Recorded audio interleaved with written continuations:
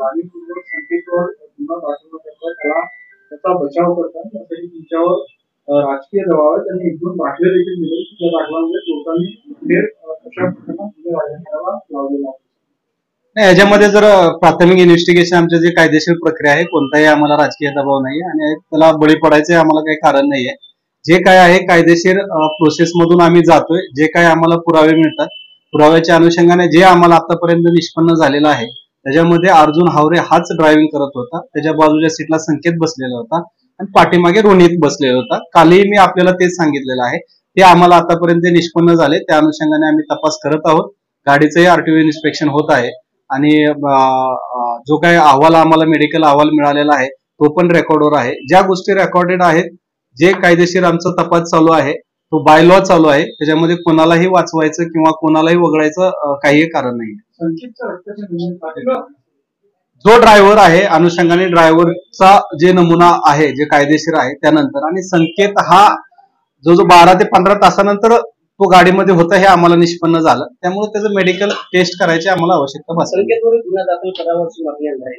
जे कायदेशीर असेल जर चालकाकडून जर एखाद्या मायनरला गाडी चालवायला दिली आहे चालकाकडून जर एखाद्या विदाऊट लायसन होल्डरला गाडी चालवायला दिली आहे तर त्या कंडिशन मध्ये मालक हा आरोपी होऊ शकतो. पण तसा काही प्रकार झालेला नाही. नेमप्लेट करूनही त्यांनी सांगितलेलं आहे की नेमप्लेट काढण्यात आली आणि पहिला जो FIR झाला त्यामध्ये नेमप्लेट नव्हती. गाडीचा नंबरच जो काही नंबर प्लेट गाडीचा नंबर प्लेट आहे ज्यावेळेस आम्ही गाडी डिटेन कोराडी मधून केली त्यावेळेस गाडीला नंबर प्लेट होता आताही होता. पोलीस स्टेशनला आल्यानंतर तो जो काही नंबर प्लेट आहे तो काढून आतमध्ये डिकीमध्ये ठेवलेला आहे कारण तो नंबर प्लेट लूज झालेला होता पडू नये म्हणून ठेवलेला आहे. त्यामुळे असं कुठेही नाही की गाडीला नंबर प्लेट नव्हते म्हणून. तर आमदाराकडून प्रश्न केलेला आहे की त्यांनी तिथे गिफ्ट खाल्लेलं आहे म्हणजे काय त्याच्या शक्यता नाही असं नाहीये. असं बिलामध्ये कुठं नमूद नाहीये.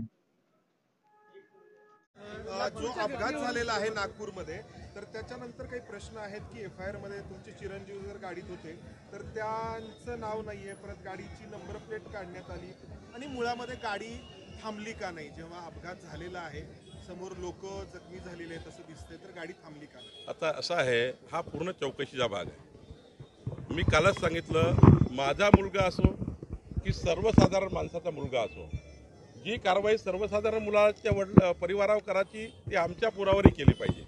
नियमात असेल त्या सर्व कारवाया केल्या पाहिजे. मी आत्तापर्यंत काल माझ्यासोबत दिवसभर गृहमंत्री होते मी एक शब्दाने बोललो नाही. मी पोलीस कमिशनरची एक शब्दाने बोललो नाही. मी जे म्हटलं काल मीडियामध्ये आताही तुम्हाला सांगतो पुण्यातनं जे नियम सर्वांसाठी आहे ते नियम लावले पाहिजे. जर गाडीत बसणाराही दोषी आहे त्याच्यावरही गुन्हा दाखल होत असेल तो केला पाहिजे. गाडी चालवणाऱ्यांनी ॲक्सिडेंट केल्यानंतर तो का तिथून पळाला का त्या ठिकाणी झालं हे पोलीस चौकशीचा भाग आहे. मी या चौकशीवर अधिक काही बोललो तर ते पोलिसावर दडपण आल्यासारखं होईल आणि मी काही खुलासे केले ते काही योग्य नाही आहे. पोलिसांनाच पोलिसांचं काम करू द्या आणि कोणताही गुन्हा असेल तो दाखल होईल त्याला काही प्रश्न नाही. आम्ही कधीही पोलिसावर कुठलंही त्या ठिकाणी कुठलंही टाचणीवर सुद्धा असं म्हणणार नाही की माझा मुलगा की त्याचा मुलगा.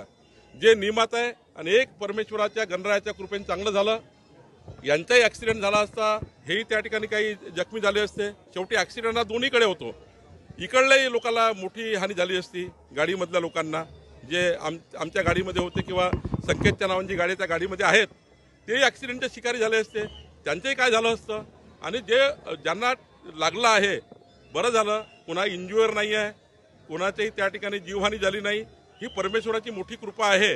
मी परमेश्वराचे आभार मानतो की या घटनेमध्ये कोणीही जखमी आणि कोणीही त्या ठिकाणी कोणतीही त्या ठिकाणी जीवहानी झाली नाही.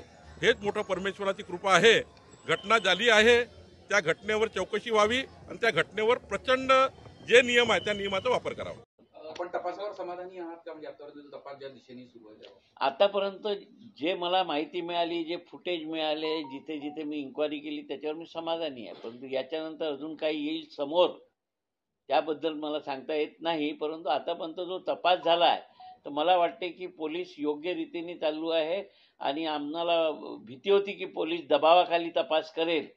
परंतु नागपूर पोलिसांनी कुठल्याही दबावाला न बाळगता काल गाडी जप्त केली. त्यांना बोलावलं सगळे बयान घेतले आणि त्याहून त्यांनी जे निष्पन्न केलं की जो गाडी चालवणारा व्यक्ती कोण होता त्याच्यावर दाखल झाला गुन्हा आणि हा बाजूला बसला होता हे निष्पन्न झालं. सुषमा अंधारेंनी गंभीर आरोप त्यामध्ये केले की संकेत बावनकुळे हाच गाडी चालवत होता. आजही त्यांनी अनेक प्रश्न उपस्थित केले की त्याच्यावर कारवाई झाली नाही सुषमा अंधारेंच्या नावावर. नाही, मला वाटतं की सुषमाताई तिकडे राहतात, मी नागपूरचा, पश्चिम नागपूरचा आमदार आहे. ही माझ्या मतदारसंघातली घटना आहे आणि बाकी सगळ्या नेत्यांपेक्षा जास्ती लक्ष देणं माझं काम आहे, कारण की मी यांच्या विरोधी पक्षात आहे आणि मी ती लक्ष देऊन होतो. आणि जर कुठे संकेत बावनकुळे गाडी चालवताना दिसला असता तर त्याला कुठल्याही परिस्थितीत आम्ही सोडलं नसतं. आपण अगदी सुरुवातीपासून आता एक पूर्ण घटनाक्रम मला माहिती आहे. नेमकं काय म्हणजे तुम्ही पण पूर्ण यंत्रणेवर लक्ष ठेवून होता सगळ्या घडामोडी, नेमकं काय आढळलं तुम्हाला? सर, फक्त बावनकुळेंच्या मुलाचं मेडिकल रिपोर्ट झाली नाहीये, बाकी दोघांची मेडिकल टेस्ट झाली आहे. यावर काहीतरी कुठेतरी गाळ आहे असं वाटतं का? नाही, असं कसं आहे, आता हे तिघजण सोबत होते. तिघजण सोबत असताना जेवण करायला गेले की मद्यप्राशन करायला गेले हा वेगळा भाग आहे. परंतु आता जो गाडी चालवत होता तो मद्यप्राशन करून होता असा रिपोर्ट पोलीस जो आला आहे, त्याच्यावर पोलिसांनी कारवाई करावी. जे गुन्हे दाखल होतात ते गुन्हे दाखल करावे. मला वाटते त्या पद्धतीनं गुन्हे दाखलसुद्धा झालेले आहेत आणि येणाऱ्या दिवसांमध्ये अजून त्याच्यामध्ये काही निष्पन्न होते. पण तो आतापर्यंत ती गाडी जप्त केलेली आहे. काल संकेत बावनकुळेंचं स्टेटमेंट झालेलं आहे. जो गाडी चालवत होता त्याला अटकसुद्धा झालेली आहे. एवढी माहिती माझ्याजवळ आहे आणि मला वाटतं की याच्यासमोर जर अजून कोणाला काही प्रश्न असतील, जर आता या विषयावर आम्हाला, मी प्रत्यक्ष म्हणजे या मतदारसंघाचा आमदार आणि माझ्या मतदारसंघातली घटना म्हणून मला या सगळ्या बाबींवर नागपूरच्या लक्ष ठेवणं गरजेचं असतं आणि मी तसं हे लक्ष ठेवत असतो. तर माझ्या निदर्शनास हे येऊन झालं आहे. असं वाटतं का तुम्हाला की विधानसभा निवडणुकीच्या तोंडावर कुठेतरी एक जाणीवपूर्वक राजकारण केलं जातं या अपघाताच्या घटनेला घेऊन? आता जाणीवपूर्वक अपघात, जर अपघात झाला नसता तर जाणीवपूर्वक अपघात झाला म्हणूनच बोलून झाले ना. आणि त्याच्यात संकेत बावनकुळे बसलेले गाडीत होते. जर हा अपघातच झाला नसता आणि संकेत बावनकुळे त्या गाडीत नसते तर विषयच नव्हता येत. मग तुम्ही जाणीवपूर्वक कसं काय म्हणू शकाल?